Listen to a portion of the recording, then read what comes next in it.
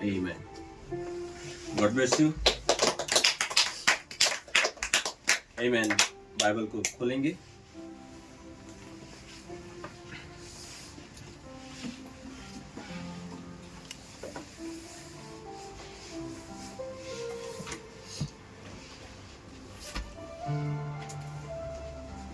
दो तीन भागों से हम बुक पढ़ेंगे।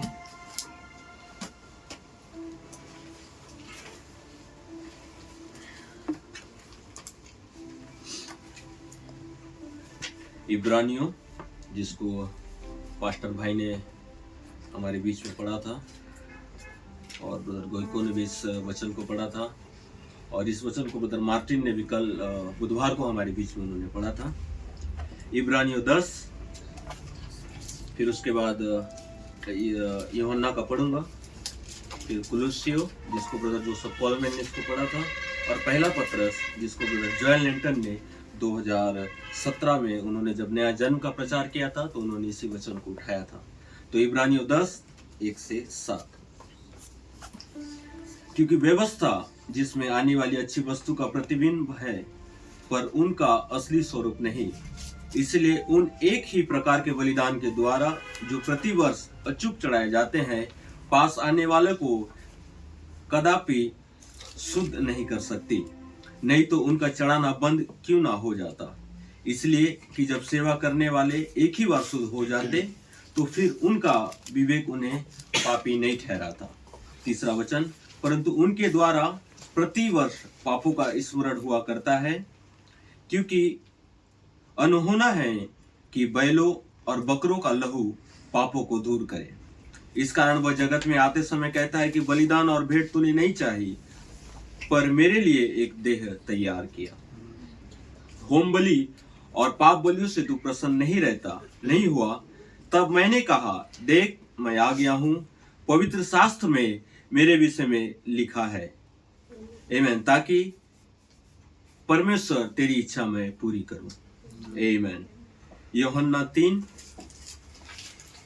1 वचन से पढ़ रहा हूं।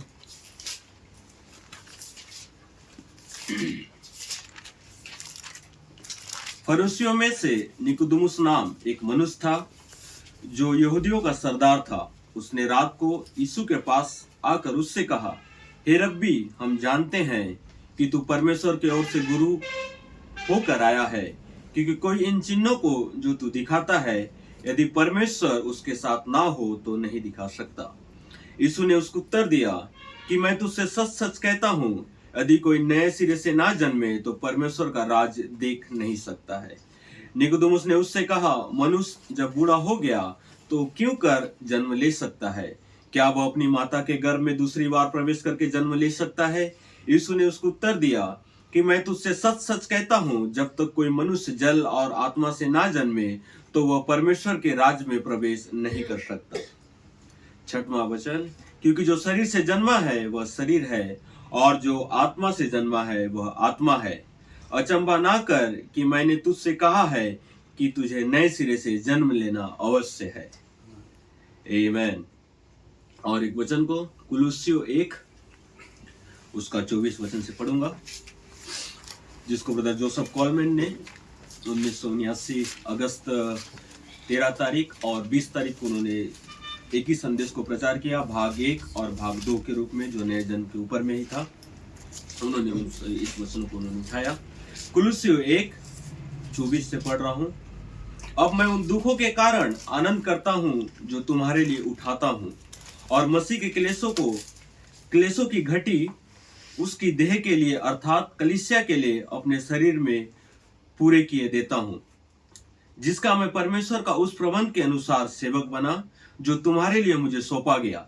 ये ब्रदर जोसेफ कॉलमैन कहते हैं कि मैं उस लिए सेवक बना हूं ताकि मैं परमेश्वर के वचन को पूरा पूरा प्रचार करूं, अर्थात उस भेद को जो समय और पीढ़ियों से गुप्त रहा परंतु अब उसके उन पवित्र लोगों पर प्रकट हुआ है, जिन पर परमेश्वर ने प्रकट करना चाहा कि उन्हें ज्ञात हो कि अन्य जाति में उस भेद कि महिमा का मूल्य क्या है, और वह यह है कि मसीह जो महिमा की आशा है तुम में रहता है, जिसका प्रचार करके हम हर एक मनुष्य को जता देते हैं और सारे ज्ञान से हर एक मनुष्य को सिखाते हैं कि हम हर एक व्यक्ति को मसीह में सिद्ध करके उपस्थित करें। आमीन। पहला पतरस उसका पहला अध्याय 13 वचन से।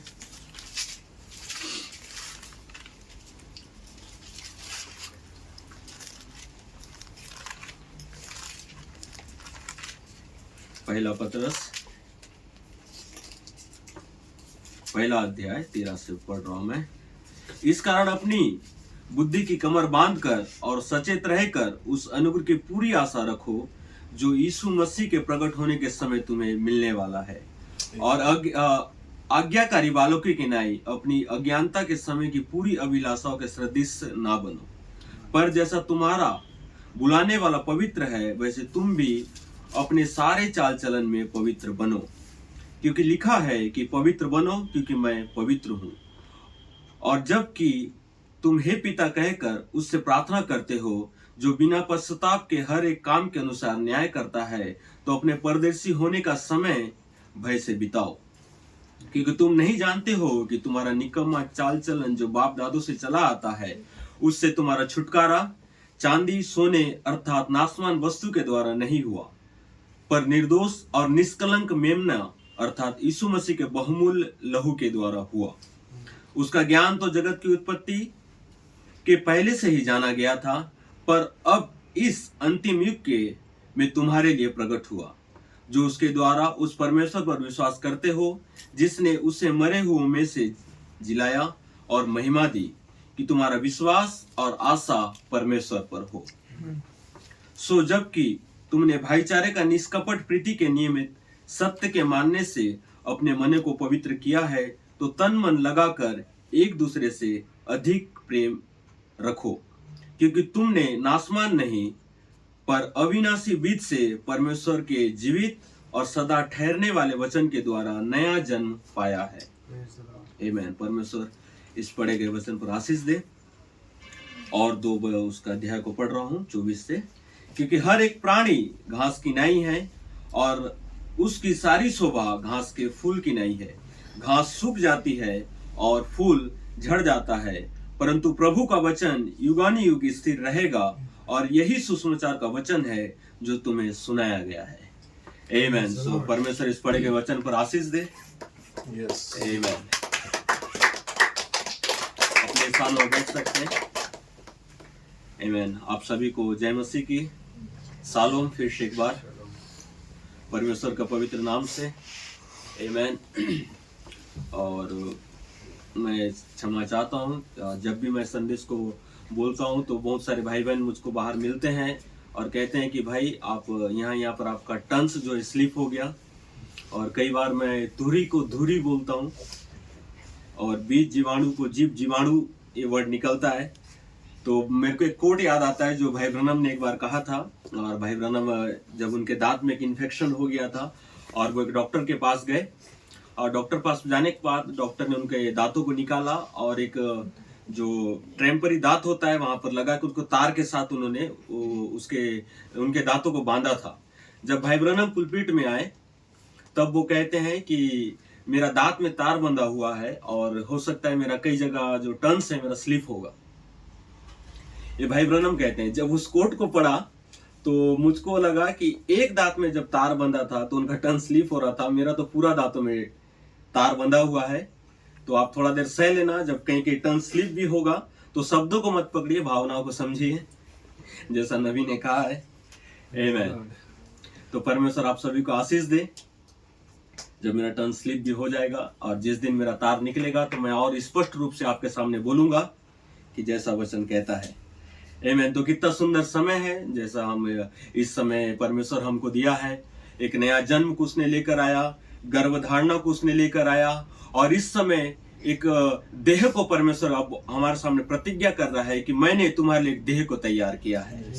आमीन। कितना सुंदर संदेश था। हमारे जगदलपुर में पास्टर भाई को प्रेरणा हुआ कि साल का जब समाप्त हो रहा है तब वो इस संदेश को लेके आए कि परमेश्वर ने हमारे लिए एक देह को तैयार किया है। आमेन। ये कितना सुंदर शब्द था और उन्होंने उस पिरामिड को दिखाया, गर्जनाओं को दिखाया और उन्होंने कहा कि एक देह को जो परमेश्वर ने तैयार किया है वो कोई संक्रमित देह नहीं है या फिर गिरने वाला देह नहीं है, लेकिन वो एक सिद्ध देह है। आमेन। जिसके अंदर 7 सद्गुण रहेगा।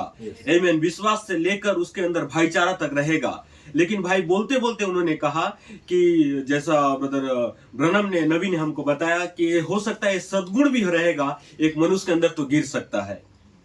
एक समय जब एक व्यक्ति के अंदर भक्ति रहेगा तो कुछ ऐसा परिस्थिति आ सकता है कि उसका भक्ति उसमें थोड़ा कम भी हो सकता है।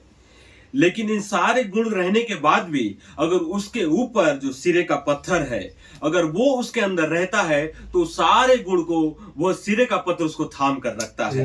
और उसी का प्रतिज्ञा परमेश्वर ने हमारे लिए किया है। आमेन। वो 7 सद्गुण को तो दे रहा है, लेकिन वो कह रहा है कि मैं अनुग्रह अनुग्रह चिल्लाता हुआ सिरे का पत्थर तुम्हारे ऊपर आएगा। आमेन। उसका एक शब्द रहेगा क्या?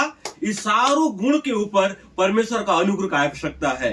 आमेन। मनुष्य के अंदर 7 सद्गुण हो सकते हैं, लेकिन अगर परमेश्वर का अनुग्रह नहीं रहेगा तो 7 सद्गुण भी गिराया जा सकता है।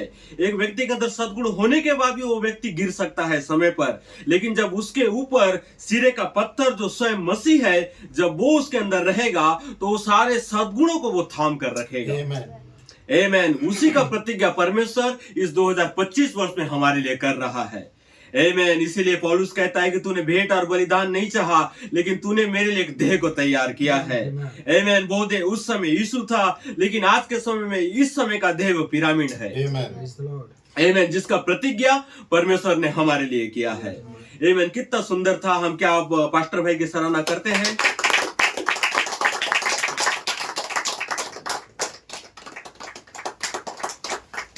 आमेन। कितना सुंदर वो संदेश था। मैं भी अचंभा किया जब उसी बात को ब्रदर नेट गोई को लेकर आए और नेट गोई को जब गॉडस्टोन पर खड़े हुए मिडनाइट के टाइम में 31 तारीख नाइट को, तो उसी वचन को वो पढ़ रहे हैं और वो कह रहे हैं कि एक देह को परमेश्वर ने तैयार किया है 2025 में। आमेन। किसके लिए? आपके लिए, मेरे लिए। मैंने हमारा देह ये सिद्ध देह नहीं है, लेकिन परमेश्वर ने हमसे प्रतिज्ञा किया है कि मैं तुमको एक और देह दूंगा। एक ऐसा देह जो कभी गिरेगा नहीं, एक ऐसा देह जो टलेगा नहीं। वो एक सिद्ध देह होगा जिसका प्रतिज्ञा परमेश्वर हमारे लिए कर रहा है। और पौलुस कहता है, नबी इसको कहता है कि वह देह जो है एक रहस्यमय देह है। उस देह को जानने के लिए आपको प्रकाशन के पास आना पड़ेगा। आमेन। और वह प्रकाशन आपको बताएगा कि वह देह कौन सा देह है जिसका प्रतिज्ञा परमेश्वर ने आपके लिए किया है और जिसका प्रकाशन हम कई वर्षों से सुन रहे हैं। और इस अंत के समय में ब्रदर ब्लेड कहता है कि वह देह 7 गर्जनाओं ने छिपा कर रखा था या 7 गर्जनाओं ने उसको थाम कर रखा था। किसे? उस देह को जिस देह को भाई ब्रनम ने देखा था।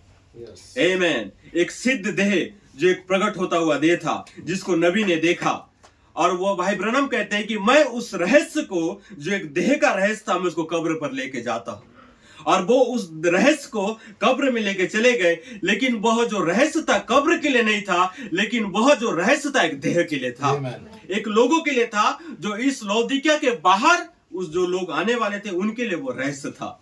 आमेन। जो सारे चीजों को ब्रदर बहुत सुंदर तरीके से पास्टर भाई ने हमारे सामने लेकर आया और उस चीज को जो चीज नबी ने कहा था, जो चीज प्रेरित ने कहा था और जो प्राचुकार की सेवकाई ने कहा, उन्होंने सारी चीजों को हमारे सामने प्रतिध्वनि किया और हमको बताया कि वह देह उस पिरामिड में छिपाया गया है जो आपका और मेरा देह है। आमेन। तो हम भाई की सराहना करते हैं, पास्टर भाई का। आमेन। उनका संदेश सचमुच में एक आशीषित का कारण होता है और एक बल को देता है और एक शक्ति को देता है और आपको बताता है कि कैसे इस समय में आपको जीना है और कैसे इस समय में आपको रहना है। भाई ब्रनम कहते हैं कि अगर सच्चा पास्टर किसी कलीसिया के पास है तो वो कलीसिया हमेशा से खड़ा रहेगा। आमेन। अगर सच्चा पास्टर आपके पास है तो वो कलीसिया में कितनी प्रकार का शैतान अपना हमला को करे वो खड़ा रहेगा।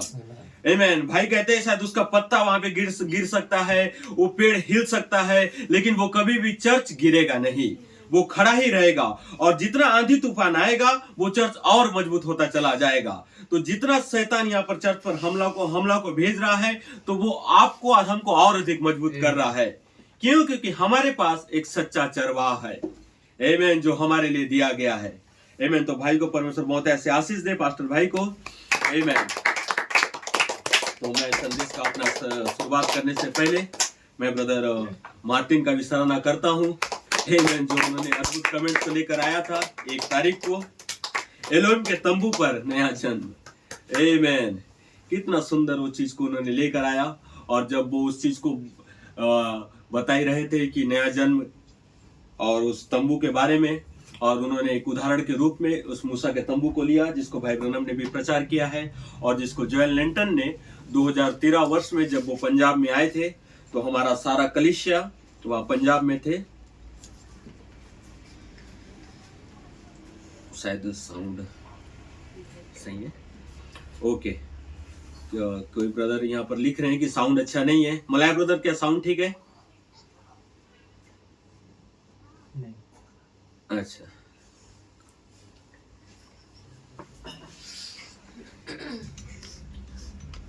ठीक है। उत्तम ब्रदर, साउंड कैसा है? अगर ओके है तो आप अपना थंब को दिखा सकते हैं, अगर नहीं है तो हम यहाँ पर कोशिश करेंगे अगर आप में से किसी ने भी अपना माइक को ऑन किया है तो अपने माइक को आप ऑफ रख सकते हैं। ब्रदर इफ्दान ब्रदर का शायद माइक ऑन है, तो उनको वो म्यूट कर सकते हैं, तब जाके आवाज दूसरों के पास इस पर जाएगा।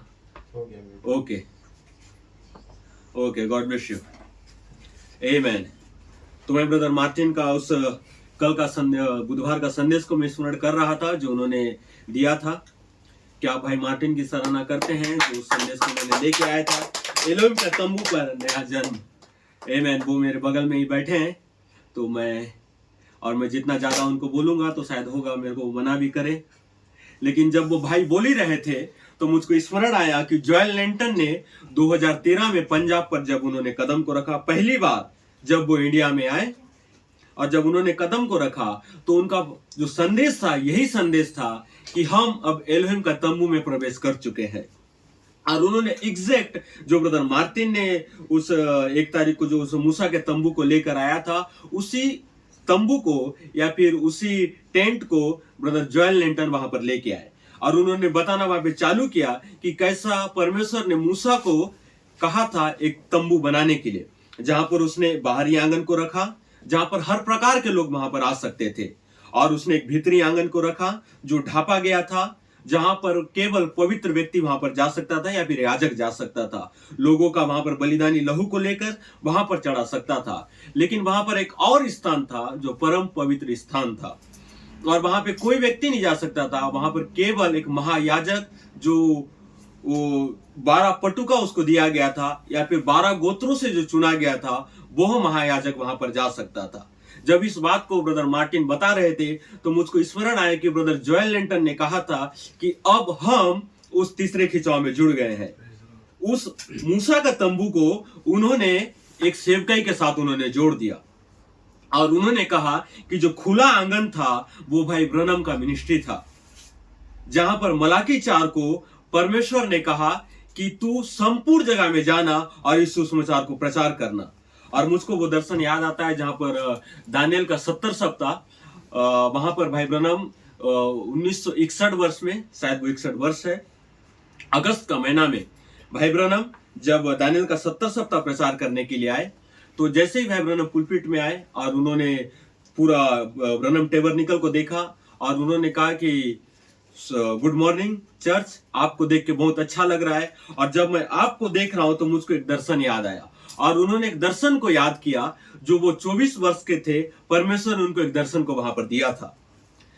और जब वो दर्शन दे रहे थे तो भाई ब्रनम बताते हैं कि मैं जब 24 साल का था और मेरा विवाह भी उस समय नहीं हुआ था, मैं घर पर था और मेरे अंदर एक बोझ था कि परमेश्वर के लिए मैं एक सेवकाई को करूं या परमेश्वर के लिए मैं संदेश को प्रचार करूं। तो दूत उस समय उनके पास आता है और कहता है कि नबी या फिर भाई ब्रनम, अपने लिए तुम एक चर्च का शुरुआत करो, एक चर्च को तुम बनाओ जहां से तुम अपने संदेश को क्या करो, प्रचार करो। तो भाई ब्रनम बहुत खुश होते हैं और कहते हैं कि पर दूत मुझसे कह रहा है कि मुझको एक कलीसिया को बनाने के लिए, और एक घाटी को उनको दिखाया जाता है जहां पर वो उस कलीसिया को बनाने के लिए दूत उनसे कहता है, और एक नेब का पत्थर को भाई ब्रनम वहां पर रखते हैं। तो मैं उस सारी बातों को नहीं बताना चाहता हूं, लेकिन उस दर्शन को बताना चाहता हूं जो भाई ब्रनम को उस समय दिया गया था। मैं ब्रदर मार्टिन ने जो उस बाहरी आंगन, भीतरी आंगन और परम पवित्र स्थान को बताया, उसको मैं आपको बताना चाहता हूं कि कैसे इस 3 ऋतु में जो महान ऋतु परमेश्वर ने उस समय दिया था, जोएल लिंटन हमको बताते हैं कि वो हमारा ऋतु है जो मूसा का तंबू का था। तब भाई ब्रनम बहुत खुश होते हैं, और भाई ब्रनम कहते हैं कि जब उस समय में था तो दूत ने मुझको सुबह 6 बजे उठाया और एक बहुत बड़े ऊंचे स्थान पर मुझको लेकर गया। और भाई ब्रनम कहते हैं जब भी परमेश्वर आपको एक दर्शन देगा, आपको उस दर्शन को देखने के लिए या बताने के लिए परमेश्वर आपको एक अलग स्थान में लेके चला जाएगा। दूसरे शब्दों में कहते हैं आप अपना इस मानविक अवस्था में नहीं रह सकते, लेकिन आपको अगर परमेश्वर का दर्शन को देखना है तो आपको एक अलग अय्याम में जाना होगा। एक ऐसा अलग अय्याम जहां पर आप और केवल परमेश्वर रह सकते हैं। वहां पर किसी का आवाज नहीं आएगा, केवल परमेश्वर का रहेगा और आपका आवाज रहेगा। भाई ब्रनम कहते हैं दूत ने मुझको एक अलग अय्याम में लेके चला गया और एक ऊंचे स्थान पर खड़ा कर दिया, और खड़े करके एक भवन को उसने दिखाया। और जैसे ही भाई ब्रनम उस भवन को देखे, तब भाई ब्रनम कहते हैं तो एक तंबू है। तब दूत कहता है कि वो तंबू नहीं, लेकिन वो तेरा भवन है, जो ब्रनम टेबरनिकल कहलाएगा। और भाई ब्रनम जब उस कलीसिया को देखते हैं तो वो भाई ब्रनम का जो चर्च था पूरा तरीके से भरा हुआ था। लोग वहां पर बैठने के लिए जगह नहीं था, इतना अधिक वो भरा हुआ था। तब भाई ब्रनम देख के बहुत खुश हुए और कहा कि इस सेवकाई को सुनने के लिए मेरा कलीसिया में लोग भरे हुए हैं। और भाई ब्रनम बहुत खुश थे। और उस दर्शन के अंदर बहुत सा पाठ है, लेकिन मैं बहुत पाठों को नहीं बताना चाहता हूं। उस पाठ को बताना चाहता हूं जो हमारे लिए अभी वो आशीष का कारण है। तब वहां पे दूत उनको कहता है कि बिली, तू केवल इस ब्रनम टेबरनिकल को देखकर खुश मत होना, क्योंकि तेरा जो संदेश है केवल ब्रनम टेबरनिकल के लिए नहीं रहेगा, लेकिन जो तेरा संदेश है संपूर्ण जगत के लिए रहेगा। तब भाई ब्रनम कहते हैं प्रभु, मैं तो 7वीं एजुकेटेड व्यक्ति हूं, मेरे पास ना पैसा है, ना मेरे पास कोई संस्था है, ना मेरे पास कोई चर्च है जो मेरी सहायता करे, जो मदद करे और मैं उसको पूरी दुनिया में भेजे। मैं कैसे संपूर्ण दुनिया में जाकर इस संदेश को प्रचार कर सकता हूं? तो दूत उनको एक अलग स्थान में ले जाता है और एक उपवन को दिखाता है जहां पर खुला जगह था, पूरा खुला स्थान था। जब भाई ब्रनम उस खुले स्थान में जाते हैं तब दूत कहता है कि बिली, तू क्या चीज को देख रहा है? वो कहते हैं मैं तो पूरा खुला आसमान को या फिर खुला उपवन को देख रहा हूं जो खुला जगह है। उसी समय भाई ब्रनम कहते हैं कि दूत ने मुझको उस हरे घास में लेटा दिया, और जैसे ही भाई ब्रनम घास में लेट गए तब दूत उनको कहता है कि अब तुझको क्या दिखाई दे रहा है? तब भाई ब्रनम ऊपर आसमान की ओर उनका नजर था और वो कहते हैं कि मैं खुला आसमान को देख रहा हूं। तब भाई ब्रनम कहते हैं वो तेरा टेबरनिकल है, खुला आसमान तेरा टेबरनिकल है, और तू अपना आंख को देख, पूरा खुला जगह को देख, वो तेरा टेबरनिकल का दीवार है। तब दूत उनसे कहता है कि बिली, तेरा संदेश केवल ब्रनम टेबरनिकल के लिए नहीं रहेगा, लेकिन तेरा संदेश संपूर्ण जगत के लिए रहेगा। और हम जानते हैं कि आज उनका संदेश हमारे बीच में भी है। भाई ब्रनम कभी यहाँ पर शारीरिक रूप में नहीं आए, कभी वो भाई उत्तम के पास नहीं गए, कभी मलाय के पास नहीं गए, लेकिन उनका संदेश आज मलाय ब्रदर के पास है, उनका संदेश आज हमारे पास है। तो वह भाग जो दूत ने दर्शन के रूप में दिखाया था नबी का, वो पूरा हो गया। इसी के लिए ब्रदर जोएल लिंटन ने कहा कि वो जो खुला आंगन था वो ललकार का सेवकाई था, जहां पर हर व्यक्ति आ सकता था, किसी को मनाही नहीं था ब्रनम का संदेश में आने के लिए। हर व्यक्ति, पापी भी आ सकता था, धर्मी भी आ सकता था, चोरी किया व्यक्ति भी आ सकता था। वहां पर भाई ब्रनम कहते हैं जब मूसा ने उस बाहरी आंगन को बनाया तो वहां पर हर प्रकार का व्यक्ति वहां पर आ सकता था अपना अपना भेंट को लेकर।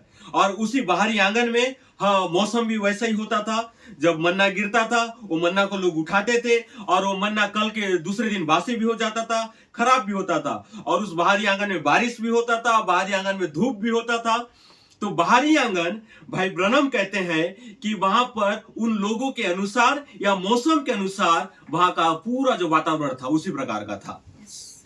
तब दूत जोएल लिंटन इस प्रकार से कहते हैं कि ललकार का जो संदेश था ऐसा ही संदेश था। उसने हर लोगों को संदेश बताया, और जब हर लोगों ने संदेश को सुना तो हर प्रकार का व्यक्ति क्या किए, बाहरी आंगन तक आ गए अपना अपना बलिदान को लेकर, अपना अपना भेंट को लेकर। लेकिन ललकार का संदेश केवल वहीं तक था। लेकिन मूसा का तंबू में एक और स्थान था जो परम पवित्र स्थान था। वहां पर हर व्यक्ति नहीं जा सकता था जो नबी का संदेश को सुनकर, लेकिन एक और प्रकार को उनको सुनना था जो उस अंदर में वो प्रवेश कर सकते थे। हालेलुया। और वहां पर जब परमेश्वर ने मूसा को उदाहरण दिया तो उन्होंने कहा कि जब तू भीतरी आंगन को बनाएगा, एक बाहरी आंगन और एक भीतरी आंगन, और जब तू भीतरी आंगन को बनाएगा तो दूत ने या फिर यहोवा ने मूसा से कहता है कि तू वहां पर उस संपूर्ण रीति से उसको ढाप देना। बाहर का ना हवा आना चाहिए, ना बाहर का धूप आना चाहिए, ना बाहर का बोला गया लोगों का आवाज भी वहां पर आना चाहिए। इतना सेपरेट उस अंदर का वो पार्ट को वो बना रहा था। कौन? मूसा, जिसको यहोवा ने उसको कहा था। और जैसे ही वहां पर अंदर आप जाएंगे और जब बाइबल को पढ़ेंगे तो नबी कहता है वहां पर अंधकार था। क्यों? क्योंकि वो ढापा गया भाग था, वहां पर उजाला नहीं था। तब वहां पर यहोवा कहता है कि वहां पर 7 लैंप को रखना, 7 लैंप जो 7 दिवट के रूप में। वहां पर दूत मूसा को कहता है, यहोवा मूसा को कहता है कि 7 लैंप वहां पर रखना। और भाई जोएल लिंटन कहता है ये हूबहू प्रधान दूत का आवाज का सेवकाई के रूप के तरह दिख रहा है। आप ललकार के सेवकाई में तो अंदर प्रवेश कर रहे हैं बाहरी आंगन में, लेकिन जैसा ही आप अंदर जाएंगे तो वहां पर 7 लैंप को आप देखेंगे जो 7 युगों को दर्शा रहा था। जहां पर 7 आवाज अपने आवाज को दे रहा था और कह रहा था कि 7 गर्जनाएं, 7 कलीसिया काल के 7 जीवित आवाजें हैं। कहां पर? एक अंदर का भाग में। तो भाई जोएल लिंटन कहता है कि वो एक भीतरी आंगन था जहां पर प्रधान दूत का आवाज था। लेकिन परमेश्वर ने हमको बाहरी आंगन के लिए नहीं बुलाया था, भीतरी आंगन के लिए नहीं बुलाया था, लेकिन परमेश्वर ने आपको और हमको परम पवित्र स्थान के लिए बुलाया था। उस स्थान के लिए जिस स्थान में कोई व्यक्ति जा नहीं सकता था। ऐसा स्थान का प्रतिज्ञा परमेश्वर ने आपके लिए और हमारे लिए किया था। लेकिन उस स्थान में जाने के लिए एक ऐसा बलिदान को आना था जो बलिदान मां बकरे और उस मेमना का नहीं था, नहीं होना चाहिए था। आमीन। क्योंकि इसीलिए वहां पर बाइबल कहता है कि तू भेड़ और बकरों का लहू से प्रसन्न नहीं होता है, इसलिए तूने मेरे लिए एक देह को तैयार किया जो देह मुझको योग्य ठहराए उस परम पवित्र स्थान में जाने के लिए। आमीन। उसी चीज को ब्रदर मार्टिन ने वहां पर लेकर आया था और उसी चीज को ब्रदर मार्टिन कह रहे थे कि एक समय मूसा के समय आप अंदर जाते परम पवित्र स्थान में या पवित्र स्थान में तो आप मर जाते, लेकिन आज के समय में अगर आप नहीं जाओगे तब आप मरोगे। उस समय बाहर रहना जीवन था, लेकिन आज के समय अंदर रहना जीवन है। उस समय अंदर जाना मृत्यु था, लेकिन आज के समय अंदर जाना जीवन है। आमीन। ये कौन था? ये वो देह था जो आपके लिए और मेरे लिए बलिदान किया गया था। लेकिन भाई वहां पर और एक शब्द को कहे कि परमेश्वर 3 काल को रखा था। एक काल जो परमेश्वर हमारे ऊपर था, और दूसरा काल जो परमेश्वर हमारे मध्य में था, और तीसरा काल जो परमेश्वर आपके अंदर होगा। 3 काल। क्या सही है? 3 काल को परमेश्वर ने रखा, ये नबी कहते हैं। और उसी चीज को ब्रदर जोएल लिंटन ने बताया, उसी चीज को ब्रदर मार्टिन ने भी लेकर आया था। तो एक ऐसा काल था जो परमेश्वर ऊपर में केवल था, जो संपूर्ण पुराना नियम था। परमेश्वर उनके बीच में भी नहीं आ पा रहा था, परमेश्वर उनके अंदर भी नहीं आ पा रहा था, उनके केवल ऊपर ही मंडरा रहा था। जब वो इजराइल के साथ साथ चल रहा था तो उनके ऊपर वो एक बादल के समान था, एक छाया वो उनको दे रहा था।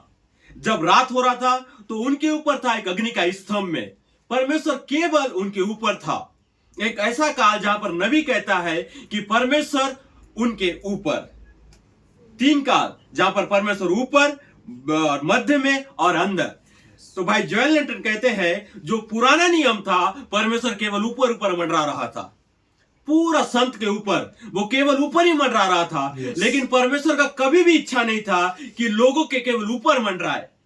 परमेश्वर चाहता था उनके बीच में जाना, परमेश्वर चाहता था उनके साथ बातें करना, परमेश्वर चाहता था उनसे हैंडशेक करना, परमेश्वर चाहता था जो बातें रहस्य है वो स्वयं उसको बताना।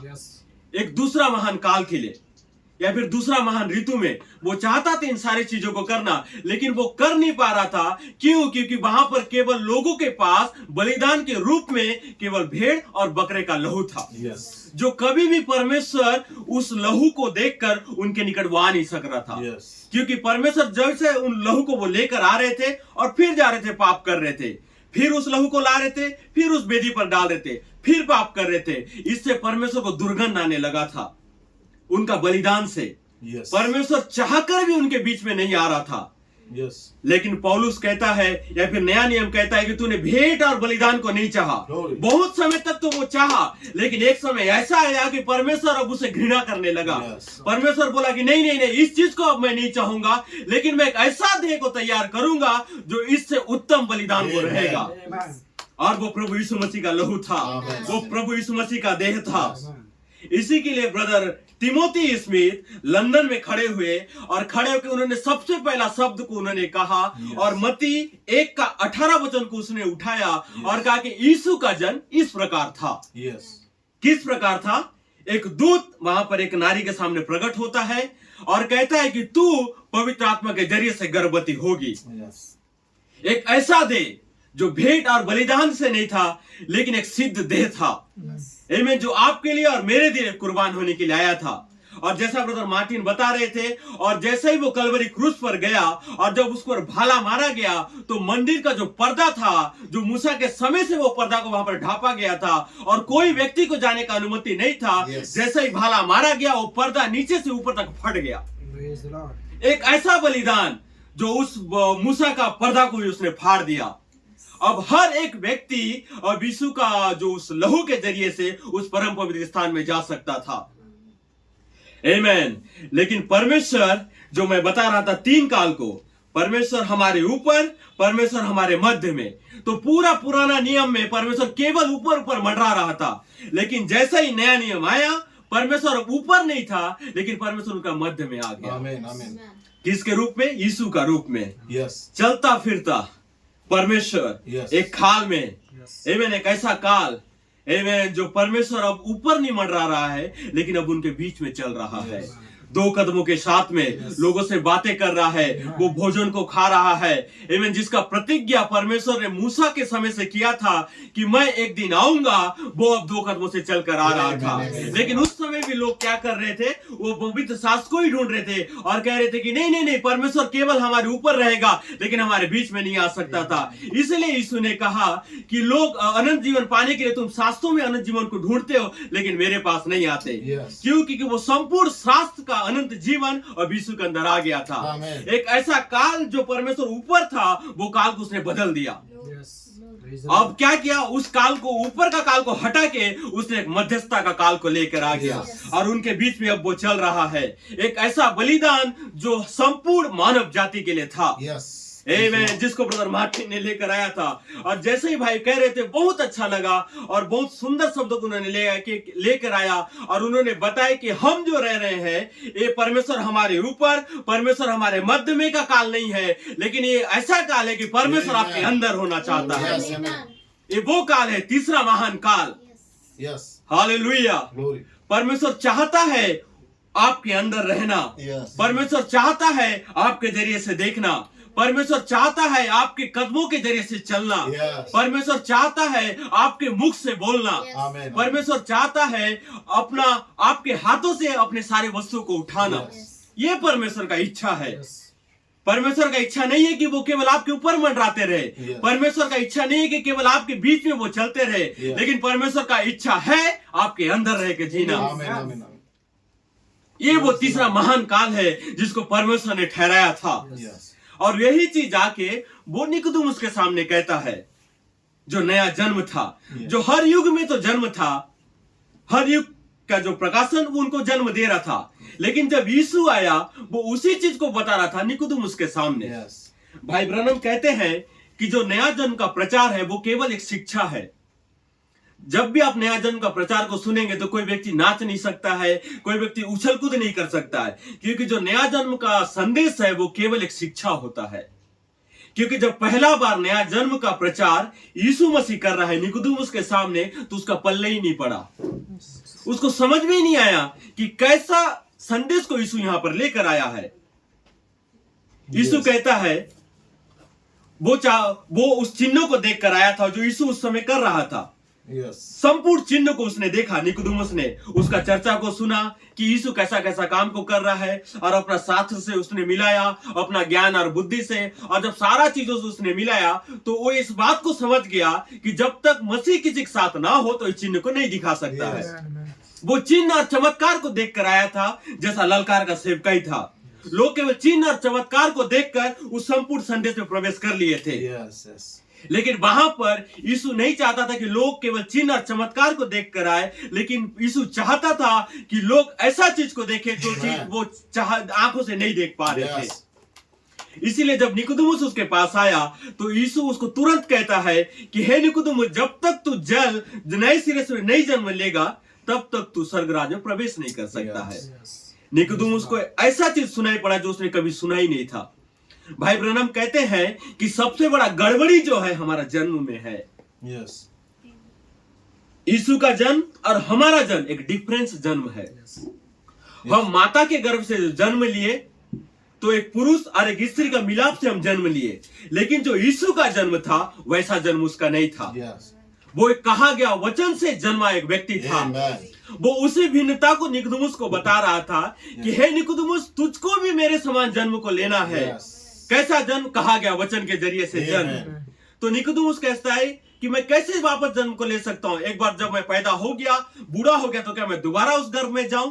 वो उसी जन्म को वापस याद दिला रहा है यीशु को, जिस जन्म को यीशु कह रहा है कि वो जन्म अच्छा नहीं है, लेकिन जो जन्म मैं बोल रहा हूं इस अगर जन्म को लेगा तब तो स्वर्गराज में जा सकता है।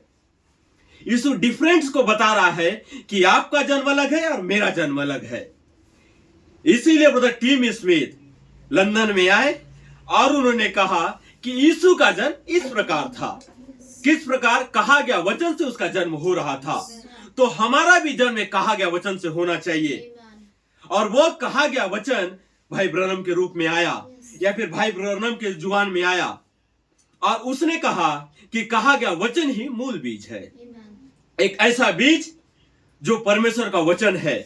इसी के लिए भाई बुलेट कहता है कि संपूर्ण परमेश्वर का वचन वो बीज है।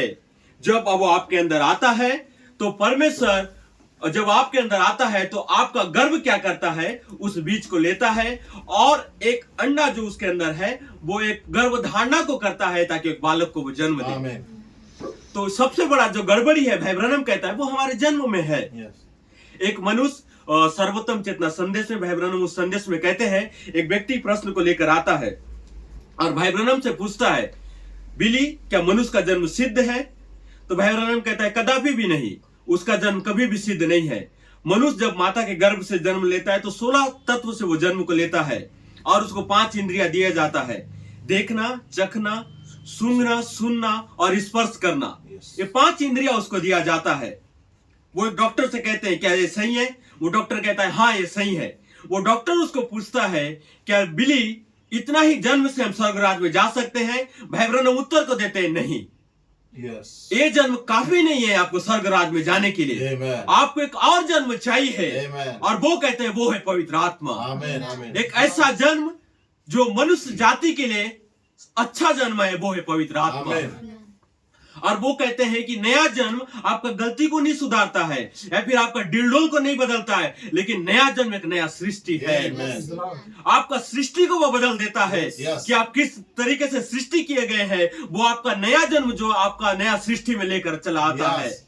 भाई ब्रनम कहते हैं कि नया जन्म आपको बदलता नहीं है, लेकिन नया जन्म आपके अंदर नया सृष्टि को लेकर आता है। जैसा परमेश्वर चाहता है वैसा आपको वो बनाता है। हालेलुया। नया जन्म कितना अद्भुत बात है। वहीं पे भाई ब्रनम कहते हैं कि हमारा जन्म अलग है और यीशु का जन्म अलग है। एक मनुष्य जब वो जन्म को लेता है तो 16 तत्व से जन्म लेता है, 5 इंद्रियां उसको दिया जाता है, लेकिन जब तक वो जन्म को नहीं लेता है तो एक चलता फिरता एक मिट्टी का लोंदा है। ये भाई ब्रनम कहते हैं। वे प्राण जो कैद में थे, इस संदेश में भाई ब्रनम कहते हैं जब तक एक मनुष्य आत्मा से जन्म को नहीं लेता है तब तक वो चलता फिरता केवल एक गीला मिट्टी का लोंदा है।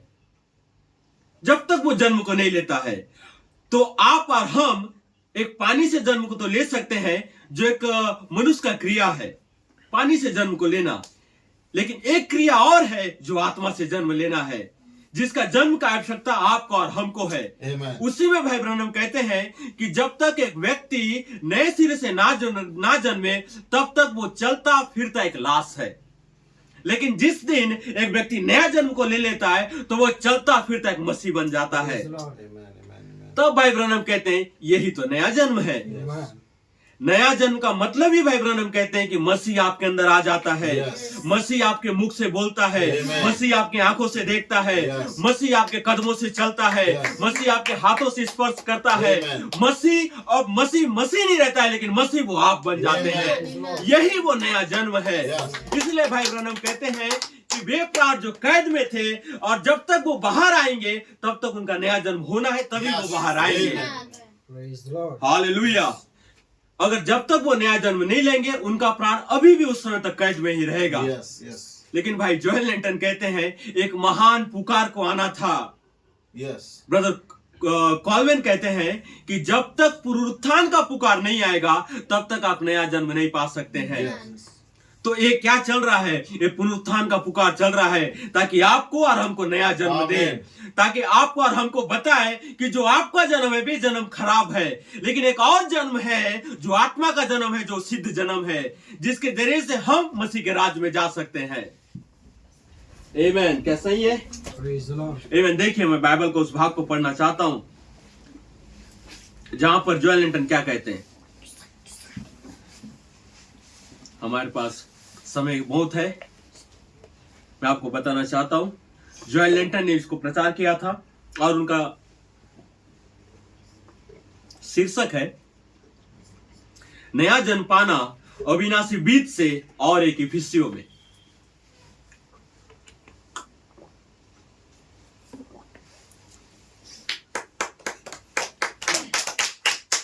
नया जन्म पाना अविनाशी बीज से एक और इफिसियों में। ये ब्रदर जोएल लिंटन ने प्रचार किया था अगस्त 6 तारीख को 2017 में। एक ऐसा फाइवफोल्ड मिनिस्टर जिसको परमेश्वर ने प्रमाणित किया, और वो बता रहे हैं कि कैसा हमारा ही जन्म एक भिन्न जन्म है जो यीशु का जन्म से। अब देखिए वो यहां पर क्या कहते हैं। नया जन्म आपका संक्रमित शरीर को सुधारने के लिए नहीं है, लेकिन नबी ने कहा कि नया जन्म एक नया सृष्टि है Amen. जो आपको एक नया व्यक्ति बनाता है, आपका स्वभाव को बदलता है, आपका देखने का नजरिया को बदलता है, आपका चाल चलन को बदलता है, आपका व्यक्तित्व को आपको बदलता है। Yes. और आपका व्यक्ति को एक जगदलपुर का व्यक्ति नहीं बनाता है, लेकिन एक मसीह का व्यक्ति बनाता है। Amen. नया जन्म यह है, आपको एक नया सृष्टि बनाता है। Yes. आप जैसा चलते थे, आप जैसा देखते थे, आप जैसा बोलते थे, जिस दिन आप नया जन्म पा लेते हैं आपका देखना भिन्न हो जाता है, Yes. आपका चलना भिन्न हो जाता है, आपका भाइयों से मिलना भिन्न हो जाता है। उस समय आप एक मसीह बन जाते हैं। Praise the Lord. यही नया जन्म है। Yes. इसी चीज को नबी कहता है कि एक व्यक्ति पानी से तो जन्म ले सकता है, लेकिन आत्मा से जन्म केवल मसीह के द्वारा ले सकता Amen. है। Praise the Lord. इसी के लिए वो भाई ब्रनम कहते हैं हर व्यक्ति जल के पास आता है लेकिन मसीह के पास नहीं आ पाता है। Yes. इसलिए भाई ब्रनम उस सुंदर कोट को कहते हैं और कहते हैं कि हे बोझ से दबे हुए लोगों मेरे पास आओ, मैं तुम्हें जीवन का जल दूंगा। Amen. आज संपूर्ण लोग बोझ से दबे हैं, कोई कर्जा से दबा है, कोई बीमारी से दबा है, सब चीज से दबा है। भाई ब्रनम कहते हैं लोग डॉक्टर के पास जाते हैं, लोग बैंकों में कर्ज लेने के लिए जाते हैं, अपने मित्रों के पास जाते हैं, लेकिन कोई भी मसीह के पास नहीं आता है। लेकिन जिस दिन आप मसीह के पास आएंगे तब कहते हैं कि आपका बोझ हल्का हो जाएगा। Amen. Praise the Lord. Hallelujah. Amen. भाई ब्रनम देखिए नया जन्म को कितना साधारण रीति से जोड़ रहे हैं, Yes. कोई रहस्य वहां पे नहीं बता रहे। वो इतना कह रहे हैं कि नया जन्म एक नया मसीह बनाता है आप। Amen. और जिस दिन आपका विचार बदल जाएगा, जिस दिन आपका सोच बदल जाएगा, जिस दिन आपका देखने का दृष्टिकोण बदल जाएगा, उस दिन आप जान जाओ कि आपने नया जन्म पा लिया है। Amen. भाई कहते हैं यही नया जन्म है। Yes. आमीन। देखिए भाई आगे क्या कहते हैं। भाई कहते हैं कि जन्म ही है जो एक व्यक्ति को दिखाता है कि वो कैसा होने वाला Yes. है। जन्म भाई एक उदाहरण को भी देते हैं जो आप हर कोई जानते हैं, और भाई ब्रनम ने इसको कहा था। और जब भाई ब्रनम एक समय एक मुर्गी फार्म में चले जाते हैं और जब वहां पर बहुत सा अंडा को वो देखते हैं जो मुर्गी का अंडा होता है, आप हर कोई शायद इस कहानी को जानते हैं, लेकिन देखिए भाई जोएल लिंटन इसको किस प्रकार से कह रहे हैं। वहां पर जब भाई ब्रनम वहां पर चले गए तो वहां पर मुर्गी का बहुत सारा अंडा था और वहां पर एक किसान था, और जब किसान मुर्गी का पूरा अंडा को कलेक्ट कर रहा था या फिर उठा रहा था, उसी बीच में उसको एक और अंडा मिला जो दिखने में सेम मुर्गी का अंडा दिख रहा था, लेकिन वो मुर्गी का अंडा नहीं था, लेकिन उकाब का अंडा था। Amen. तो वो किसान जो था वो बिना जाने उसको मुर्गी का अंडे के साथ उसको उठा लिया और एक ही टोकरी में वो रखा और एक ही पिंजरा में ले जाकर उसको छोड़ दिया। तब भाई ब्रनम वहां पर कहते हैं कि जब दिख तो सेम रहे थे, पूरा अंडा एक ही बराबर दिख रहा था। जगदलपुर का हर एक व्यक्ति एक समान दिख सकता है, केसिंगा का व्यक्ति एक समान दिख सकता है, रायपुर का व्यक्ति, हर एक व्यक्ति रायपुर में जो हमारे भाई बहन है, दूसरे व्यक्ति जो है एक समान वो दिख सकते हैं।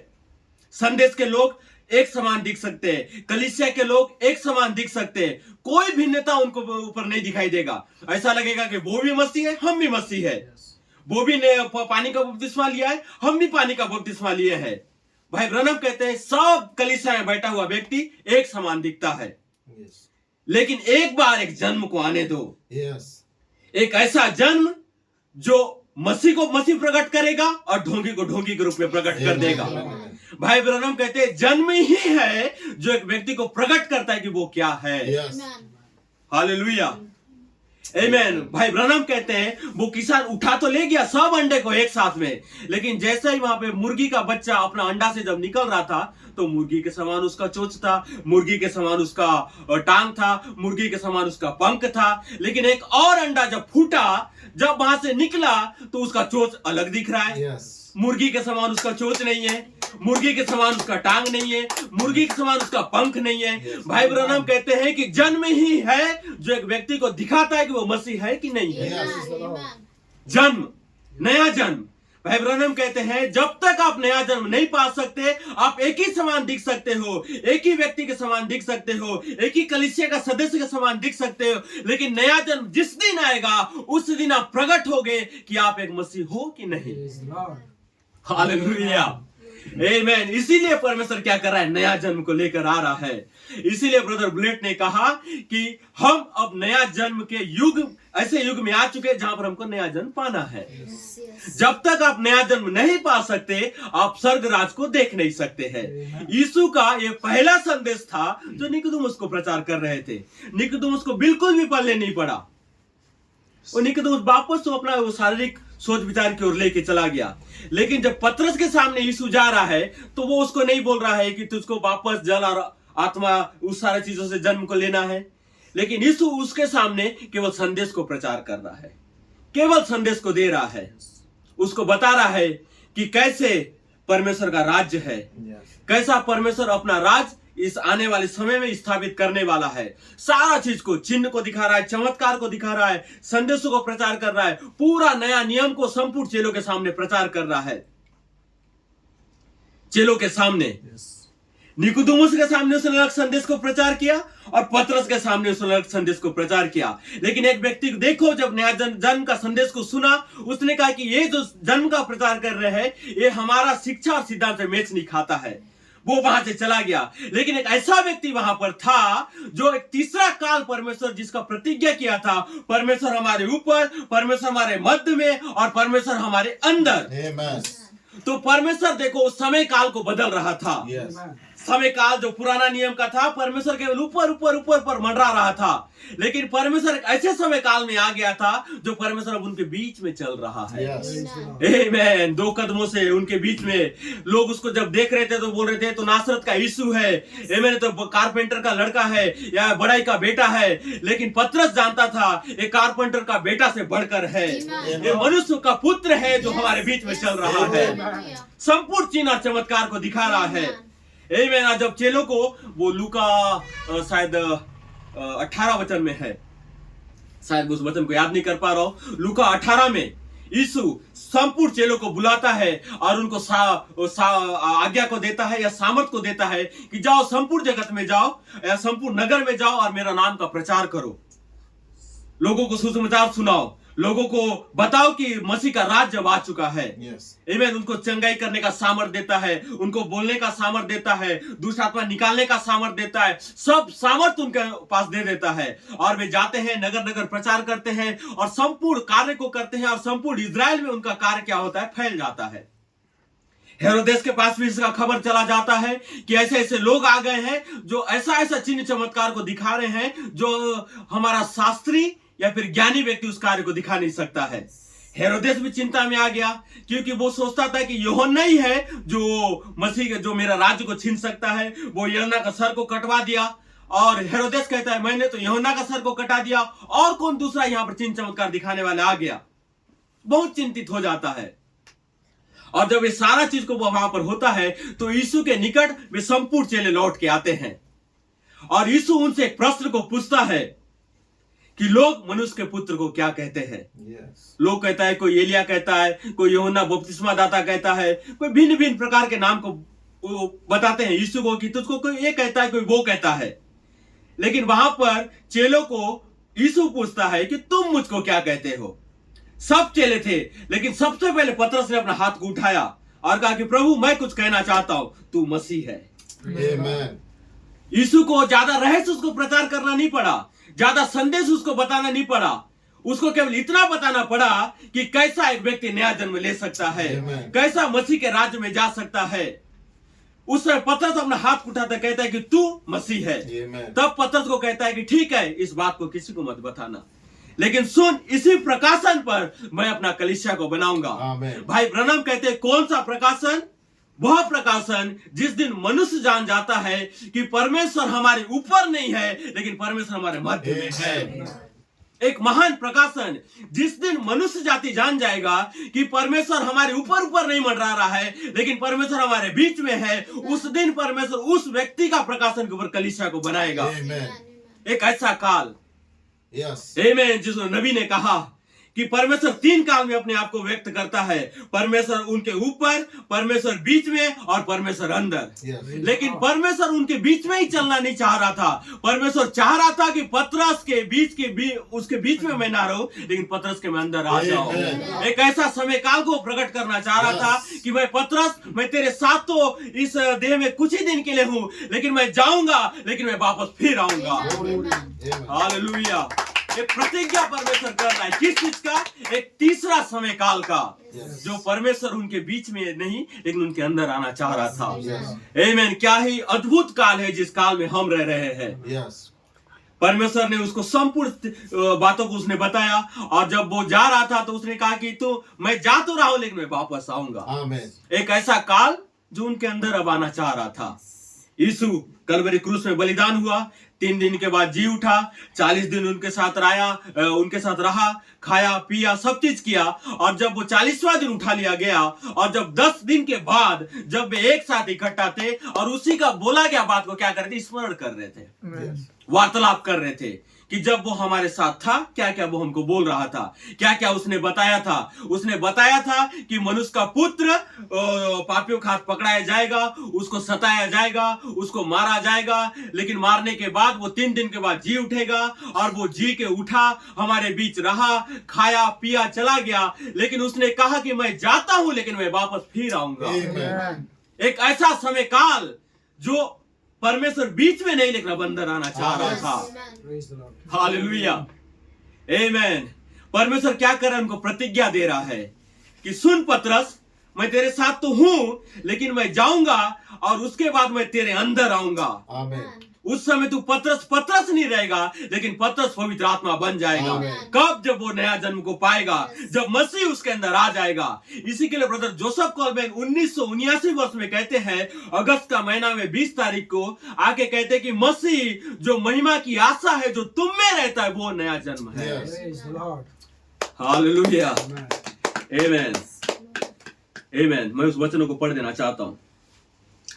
इस संसार में, देखिए भाई जॉन लेंटन आगे क्या कहते हैं, इस संसार में बहुत सारा जन्म है, लेकिन एक सच्चा जन्म है। Yes. एक ऐसा जन्म जो आपको पवित्र आत्मा बनाएगा। Amen. हालेलुया। आमीन। ब्रदर मलाय, आपको केवल हेडस्टोन टेबरनेकल का मेंबर नहीं बनाएगा, लेकिन एक ऐसा जन्म है जो आपको पवित्र आत्मा बनाएगा। Amen. भाई कहते हैं इसलिए मैं इस कलीसिया में आया हूं। ब्रदर जोएल लेंटन कहते हैं इसलिए मैंने इस चर्च में जन्म लिया है। मैं इस चर्च का सदस्य बनने के लिए नहीं, लेकिन इस कलीसिया में रह के एक मसीह बनने के लिए। आमीन। मैं चाहता हूं कि मसीह मेरे अंदर आए, मेरे अंदर से चले, मेरे अंदर से बोले, मेरे अंदर से बात करे, और तब मैं नया जन्म को पाऊंगा जब मसीह मेरे अंदर आएगा।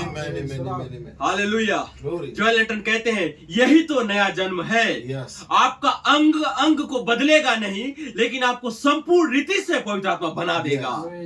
आपका चलना पवित्र आत्मा होगा, आपका देखना पवित्र आत्मा होगा। आप अपने भाई बहनों से जब मिलेंगे उस समय पवित्र वातावरण को आप क्रिएट करेंगे। क्यों? क्योंकि पवित्र आत्मा आपके अंदर होगा, और जिस दिन आप कहीं पर भी मिलेंगे उस समय आपके बीच में मसीह रहेगा। आमीन।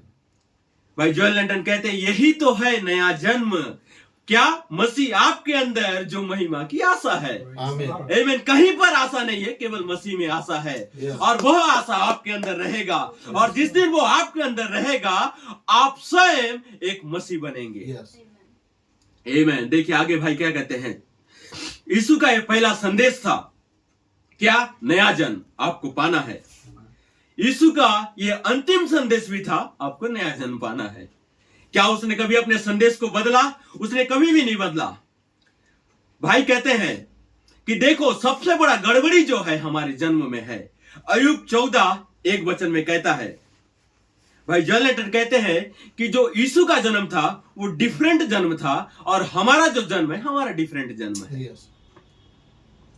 अय्यूब 14:1 में अय्यूब कहता है मनुष्य जो स्त्री से उत्पन्न होता है वो थोड़े दिनों का और दुख से भरा रहता है। वो स्त्री का जन्म को याद कर रहा है अय्यूब। अरे मैं एक व्यक्ति को जब देखता हूं, माता के गर्भ से जन्म लेता है, वो मम्मी का गोद में खेलता है, और जब बड़ा होता है वो बीमार होता है, जब वो कुछ खाता है उसका तबीयत खराब होता है। जब सारा चीज को अय्यूब देख रहा है, वो देख रहा है जब एक व्यक्ति स्त्री का गर्भ से जन्म को लेता है तो वो थोड़े दिन का होता है और दुख से भरा हुआ होता है। जब उस जन्म को वो देखना चाह रहा है, उस जन्म में कोई भी अच्छाई अय्यूब को दिखाई नहीं दे रहा है। वो केवल इतना ही चीज को देख रहा है कि दुख है, तकलीफ है, थोड़े ही दिन का है, और कुछ दिन बाद वो मर जाता है। अय्यूब कहता है वो फूल की नहीं खिलता है, फिर तोड़ा जाता है, वह छाया के रीति पर ढल जाता है, और वह कहीं ठहरता भी नहीं है। क्या? मनुष्य का जन्म। देखिए भाई आगे फिर क्या कहते हैं, 3 वचन। फिर क्या तू इस पर दृष्टि लगाता है? क्या तू मुझे अपने साथ कचहरी में घसीटता है?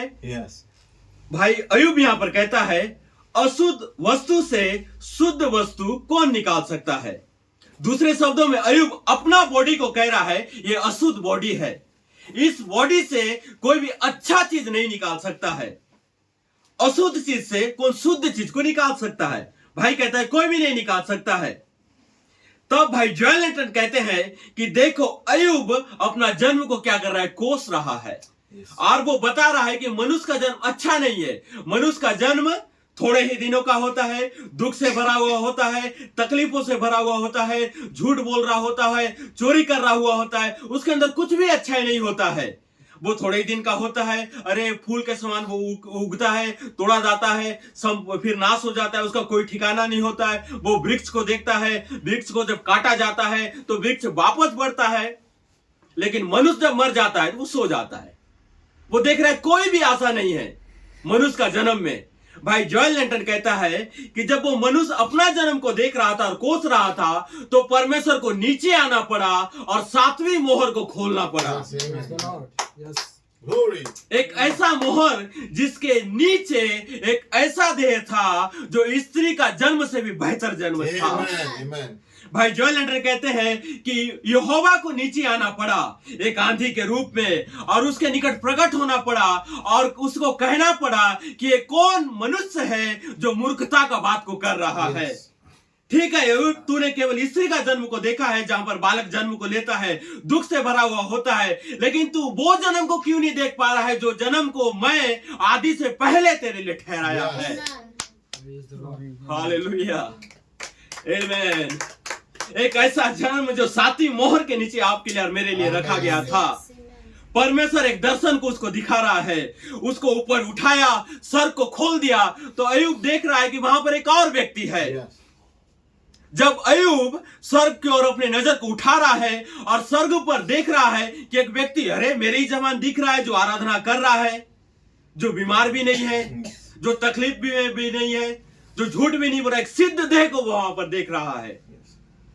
एक ऐसा देह आमीन, जो नाच रहा है, जो गा रहा है, जो परमेश्वर के सामने स्तुति कर रहा है, जहां पर कोई दुख नहीं है, वहां पर कोई तकलीफ नहीं है। भाई जोएल लेटर कहते हैं यही तो सातवीं मोहर है। आमीन। जब सातवीं मोहर आपके निकट खुल जाता है तो आप एक ऐसा देह को देखते हैं जो एक आपका संक्रमित बॉडी से बढ़कर एक महिमामय देह रहता है, जिसका प्रतिज्ञा परमेश्वर ने आपके लिए और मेरे लिए किया है। आमीन। क्या एक सिद्ध पिरामिड, आमीन, जहां पर सातों सद्गुण रखा गया है, जिसको चोटी का पत्थर के रूप में ढापा जाएगा। आमीन। अंत में चिल्लाता हुआ आएगा, अनुग्रह अनुग्रह किस पर? जिसने सातवीं मोहर को खुलता हुआ देखा है। Praise the Lord. हालेलुया। आमीन। परमेश्वर को अय्यूब के सामने सातवीं मोहर को खोलना पड़ा ताकि वो एक ऐसा देह को देख सके जो मनुष्य का जन्म से उत्तम है। और जब अय्यूब ने उस जन्म को देखा तब वो नाचने लगा। किस शरीर में? संक्रमित शरीर में नाच रहा है। कब? जब उसने मूल देह को देख लिया, जब एक छुटकारा पाए को देह को देख लिया, एक सच्चा देह को देख लिया, एक मसीह के रूप में एक देह को जब देखा, अय्यूब अपना तकलीफ में भी नाच रहा है, अपना दुख में भी नाच रहा है, अपना परिस्थिति में भी नाच रहा है, और अब उसका जो वाक्य था अब बदल गया। कब? जब उसने सातवीं मोहर को खुलता हुआ देखा। अब नहीं बोल रहा है कि मनुष्य का जन्म अच्छा नहीं है, लेकिन वो कह रहा है अब मैं इसी आंख से परमेश्वर को देखूंगा। Praise the Lord. कब? जब उसने सातवीं मोहर को खुलता हुआ देखा, उसका शब्द बदल गया, उसका विश्वास बदल गया। उसका विश्वास अब मनुष्य के समान नहीं रहा, लेकिन उसका विश्वास एक सिद्ध व्यक्ति के समान रहा। और उसने कहा कि मैं अब यहोवा को देखूंगा, मेरा शरीर को कीड़ा भी खा जाए, मेरा शरीर को नरक में भी चला जाए, लेकिन मुझको अब आशा है, जिस चीज को मैंने देखा है मैं अब यहोवा को देखूंगा। हालेलुया। आमीन। भाई जोएल लेटर कहता है सातवीं मोहर आपको आशा देता है। सातवीं मोहर आपको एक थियोफनिक को दिखाता है। सातवीं मोहर आपको छुटकारा देता है। सातवीं मोहर आपका संपूर्ण तकलीफ से आजाद करता है। सातवीं मोहर आपको महिमामय देह देता है। कौन? सातवीं मोहर। इसीलिए ब्रदर मलाय हमारे सामने सातवीं मोहर को खोला जाना था। इसीलिए हमको उस सातवीं मोहर के नीचे देखना था कि वहां पर क्या था। उसी चीज को पास्टर भाई दिखा रहे थे कि सातवीं मोहर के नीचे कुछ और नहीं था, लेकिन वहां पर कुछ प्राण थे। आमीन। जो वहां पर सातवीं मोहर के नीचे क्या थे? छिपे हुए थे। और जब वो प्रकट हुए तो नबी उनको एक पिरामिड के रूप में देख रहा है, एक सिद्ध मनुष्य का डिलडोल में। और जब वो देखा तब कहा कि मैंने एक देह को देखा है। आमीन। एक अवतरित होता हुआ। हालेलुया। आमीन। हमारा जन्म और यीशु का जन्म अब एक संपूर्ण एक समान जन्म बन रहा है। इसीलिए टीम स्मिथ ने कहा कि यीशु का जन्म इस प्रकार था, अब हमारा जन्म भी उसी प्रकार हो रहा है। किस प्रकार कहा गया? वचन के जरिए से। परमेश्वर ने एक स्त्री को रखा, आमीन, जो संपूर्ण युगों से एक पवित्र स्त्री को रखा, जो परमेश्वर किसी चीज में अशुद्ध होने नहीं दिया, और उसने बचा कर रखा ताकि आप और हम जन्म को ले सके, ताकि आप और हम इस लौदीकिया में नहीं, लौदीकिया में जन्म तो लेंगे, लेकिन एक डोरी के मदद से हम दुल्हन का युग में प्रवेश करेंगे। आमीन, आमीन। भाई ब्रदर जोसेफ कॉलमैन कहते हैं कि लौदीकिया का जो युग है वो नाश होने वाला युग है, उसमें कोई आशा नहीं है। जब यूहन्ना उस युग को देखता है तो उस युग को वो धनवान युग के रूप में देखता है, वो अंधा युग में देखता है, वो लाचार युग में देखता है, वो गुनगुना युग के रूप में देखता है। वहां पर ऐसा युग को देखता है जहां पर कोई आशा नहीं है। भाई कॉलमैन कहता है कि तुम लौदीकिया में ही रह के कैसे आशा कर सकते हो उठाए जाने का। आपको एक ऐसा युग में आना है जहां पर आशा रहे, जहां पर आपका आशा मरे नहीं, जहां पर आशा आपका आशा जीवित रहे। इसलिए ब्रदर जोसेफ कॉलमैन ने कहा कि मसीह जो महिमा का आशा है वो तुम में रहता है। किस युग में? दुल्हन का युग में। लौदीकिया में नहीं, लौदीकिया में कोई आशा नहीं है, लेकिन दुल्हन का युग में आशा है जहां पर मसीह आपके अंदर रहेगा। भाई कहते हैं वही तो नया जन्म है, आमीन, जो आपके अंदर रहता है। आमीन। मैं आगे पढ़ना चाहता हूं। क्या राइट है दयाल ब्रदर? आमीन। God bless you. देखिए भाई आगे क्या कहते हैं। और अय्यूब ने अपने जन्म को देखा और उसके बाद वो खुश हुआ जब उसने उस जन्म को देखा। और देखिए क्या कहते हैं, आपको हमारे युग में अविनाशी बीज के द्वारा जन्म लेना है। Yes. जन्म तो लेना है, लेकिन ब्रदर जॉयल लेंटन कहता है कि दुल्हन का युग में अविनाशी बीज से जन्म को लेना है। Yes. केवल मामूली बीज से नहीं, लेकिन ऐसा बीज जो नाश ना हो, Amen. एक ऐसा बीज जो परमेश्वर के पास हो। Yes. और भाई कहते हैं उस बीज को परमेश्वर चाहता था दुल्हन का युग में बोना, Yes. लेकिन उस युग में बोने के लिए उसको एक सिद्ध देह चाहिए था, Amen. एक ऐसा देह जिसके अंदर वो बीज को डाल सके। और भाई कहते हैं कि देखो संपूर्ण युग में तो जन्म था, संपूर्ण युग में उनके पास रेवलेशन था, उनके पास हर युग में एक व्यक्ति आया, एक सुसमाचार आया, और जब उस व्यक्ति ने सुसमाचार को प्रचार किया और जो उस व्यक्ति पर विश्वास किया उसने नया जन्म को पाया। Yes. व्यक्ति संदेशवाहक जो उस पर विश्वास करता है उसका संदेश पर, वो ही नया जन्म पा सकता है। Amen. ब्रदर जॉयल लेंटन कहता है कि लूथर का भी नया जन्म हुआ था। आप कहेंगे लूथर तो सिगरेट फूकने वाला था, लूथर तो दारू पीने वाला था, तो उसका नया जन्म कैसे हो सकता है? लेकिन भाई ब्रनम कहते हैं लूथर का भी नया जन्म हुआ था उसके युग में। Yes. उसके युग में परमेश्वर ने उसका रेवलेशन को उसके दिया, और जब वो नया जन्म के लिए ढूंढ रहा था, संपूर्ण अध्ययन को कर रहा था, तो उसके सामने अचानक क्या हुआ, एक प्रकाशन परमेश्वर खोल दिया। और वो प्रकाशन क्या था कि जो धर्मी जन है विश्वास। विश्वास से जीवित रहेगा। Amen. एक महान रेवलेशन उसका युग में प्रकट हो गया कि धर्मी जन विश्वास से जीवित रहेगा। Amen. और वो उस रेवलेशन को लिया और संपूर्ण रोम को उसने हिला कर रख दिया। Yes. एक छोटा सा व्यक्ति जो कैथोलिक कलीसिया में जन्म को ले रहा है, कैथोलिक कलीसिया में पला बड़ा, लेकिन जैसा ही उसको पता चला कि नहीं नहीं नहीं नहीं, कैथोलिक का जो सिद्धांत है वो एक गलत सिद्धांत है, लेकिन एक ऐसा सिद्धांत है जो एक सच्चा सिद्धांत है। Amen. वो इस सिद्धांत को ढूंढ रहा था, ढूंढते ढूंढते उसको पता चला कि जो मसीह है वे सिद्धांतों के ऊपर नहीं लेकिन विश्वास के द्वारा जीवित रहेगा। Praise the Lord. जैसे ही उसको रेवलेशन मिला, वो संपूर्ण रोम को उसने हिला कर रख Yes. दिया, और उसने संपूर्ण रोम को बताया कि नहीं, धर्मी जन नियम और कानून से जीवित नहीं रहेगा लेकिन वो विश्वास से जीवित Amen. रहेगा। उस समय भाई कहते हैं उसका नया जन्म हो गया, Yes. लेकिन उसके पास अविनाशी बीज नहीं था। ब्रदर भाई ब्रनम कहता है कि उसके पास अविनाशी बीज नहीं था। उसी प्रकार वेस्ली के पास भी अविनाशी बीज नहीं था। फिर उसका पेंटिकोस्टल आए, पिरामिड नहीं है ना, तो मैं आपको पिरामिड दिखाकर और बेहतर रीति से बता पाता। अगर एक कलीसिया में होता तो जो चार्ट पास्टर भाई ने वहां पर लगाया था, उस चार्ट में आप बेहतर रीति से समझ पाते कि कैसा वेस्ली, लूथर और जो पेंटिकोस्टल थे उनके पास नया जन्म तो था लेकिन अविनाशी बीज नहीं था। केवल प्रकाशन उनके पास था और उत्तेजना उनके पास था, लेकिन आपको और हमको एक अविनाशी बीज चाहिए था, एक ऐसा बीज जो केवल मनुष्य पुत्र के पास था। और वह मनुष्य का पुत्र 1909 में अपने जन्म को लेता है भाई ब्रनम के रूप में। Yes. विलियम मेरिन ब्रनम 1909 में अपने जन्म को लेता है और अपना सेवकाई को करता है, लेकिन वो तब तक उसके पास एक संदेश नहीं था जो आपके हृदय में अविनाशी बीज को डाला जाए। Praise the Lord. लेकिन 1947 में दूत उसको कहता है कि मैं तुझको अन्य जाति के लिए एक सुसमाचार का सेवक या फिर भविष्यवक्ता के रूप में चुनता हूं।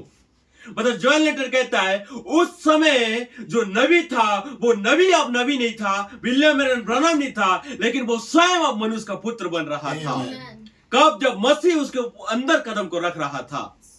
एक ऐसा बीज जो अविनाशी बीज था जिसके जरिए से आपको और मेरे को जन्म को लेना था। और भाई कहते हैं कि वही जन्म लेकर वो जब 2013 में जॉयल लेंटन पंजाब में आए थे, तब वो कहते हैं अविनाशी बीज को लेकर मनुष्य का पुत्र मुंबई के धरती में कदम रखा। Amen. Praise the Lord. अविनाशी बीज, एक ऐसा बीज जो मर नहीं सकता है, Yes. जो हमेशा के लिए अनंत था। ब्रदर भाई ब्लेड कहता है कि परमेश्वर का संपूर्ण जो वचन है वह बीज है, Yes. और भाई ब्रनम का जो संपूर्ण संदेश है वह अविनाशी बीज है। Praise the Lord. तो संदेश ही अविनाशी बीज है। Yes. भाई ब्रनम का, ब्रदर जोसेफ कॉलवेन का, 5 प्रकार का सेवकाई का बीज अलग से कोई ऐसा बीज नहीं है जो आपके अंदर ऐसा फेंका जाएगा और उगेगा। परमेश्वर का वचन ही बीज है। Yes. और वह अविनाशी बीज को लेकर ब्रदर विलियम ब्रनम मुंबई में कदम को रखे थे। और जब उन्होंने सुसमाचार को प्रचार किया तो इंडिया का जो प्रधानमंत्री था उसको वहां से निकालना चाहा, लेकिन भाई ब्रनम ने वही का मिट्टी को उठाया और कहा कि मैं इसी धरती पर बीज को चाहता हूं। Amen. Praise the Lord. भाई जोएल लेंटन कहते हैं उसी समय उसने अविनाशी बीज को भारत के भूमि पर डाल दिया। उसी समय आपके अंदर परमेश्वर ने एक अविनाशी बीज को रख दिया, लेकिन वह बीज क्या केवल आपके हृदय में था, लेकिन उसको प्रकाश चाहिए था, उसको सूर्य का रोशनी चाहिए था, उसको पानी चाहिए था ताकि वो बढ़े, ताकि वो उगे, ताकि वो दृश्य में अपना फल को लेकर आए। और उसके लिए ब्रदर जोएल लेंटन कहते हैं हमको 3 ऋतु का जरूरत था। Praise the Lord.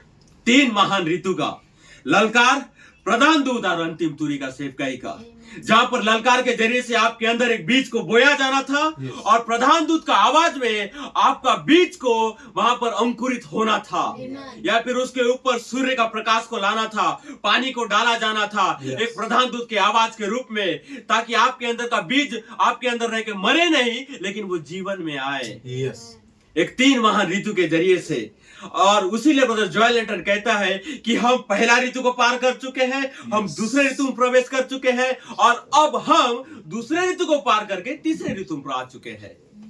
आमीन। जहां पर उगने का ऋतु है, जहां पर बढ़ने का ऋतु है, जहां पर मसीह के समान चलने का ऋतु है। हालेलुया। क्या सही है? आमीन। मैं बस आगे बढ़ना चाहता हूं। बहुत सा कोट को मैंने लेकर आया था, लेकिन ज्यादा परिच्छेद को आपके सामने नहीं पढ़ूंगा, लेकिन एक छोटा सा कोट है। देखिए यहां पर भाई ब्रनम क्या कहते हैं। प्रसव पीड़ा 1965 जनवरी 24 तारीख को, इसको ब्रदर जोएल लेंटन ने ही पढ़ा था। हम जानते हैं कि पुराने बीज को सड़ना चाहिए। Yes. पुराना बीज को भाई कहते हैं कि उसको सड़ना चाहिए, इससे पहले कि नया बीज पुराने बीज से बाहर आ सके उसे सड़ना चाहिए। दूसरे शब्दों में भाई ब्रनम कह रहे हैं कि आपने जो पुराना सिद्धांत को पाया था उसको सड़ना होगा, Yes. ताकि आप जो नया सिद्धांत को पा रहे हैं उसका फल उस बीज में आपको दिख सके। Amen. केवल मरना नहीं, बल्कि मरने के बाद सड़ना चाहिए। Yes. भाई कहते हैं आप पुराना सिद्धांत को लेकर आप जब इस संदेश में आते हैं तो आपको उस सिद्धांत के लिए आपको मरना होगा। मरने के बाद केवल मरना नहीं, लेकिन सड़ना भी होगा। तब जाके आपके अंदर जो नया जन्म का है, या फिर जो नया सिद्धांत आपके हृदय में बोया जा रहा है, वो फल को लेकर आएगा। इसलिए मुझे लगता है कि आज हमारे पास इतने सारे जन्म है।